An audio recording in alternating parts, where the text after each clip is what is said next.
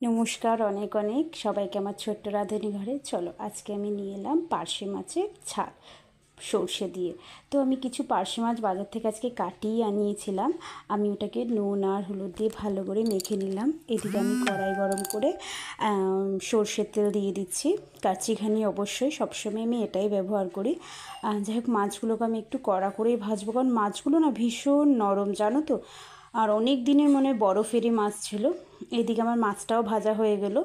এদিকে কী কী লাগবে দেখো: টমেটো কুচি, পেঁয়াজ কুচি, কাঁচা লঙ্কা আর সর্ষে, কালো সাদা মিক্সড, আর কালো জিরে, আর অবশ্যই ধনেপাতা। জানো তো, ফ্লেভারটা খুব ভালো আসে।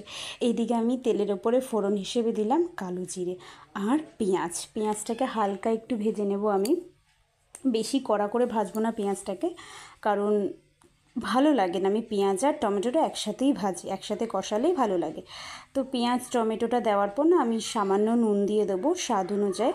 আর হলুদটা আমি কিছুক্ষণ কষানোর পরই দেবো। নুনটা দিয়ে কষিয়ে নেওয়ার কিছুক্ষণ পর আমি হলুদ দিয়ে ওই ধরো 2 মিনিট 3 মিনিট পর, এই যে দেখো আমার হলুদ দিয়ে কষানোর পর এই যে পেস্টটা, সর্ষে আর কাঁচা লঙ্কা, আমি একটু নুন দিয়ে দিয়েছিলাম পেস্টে।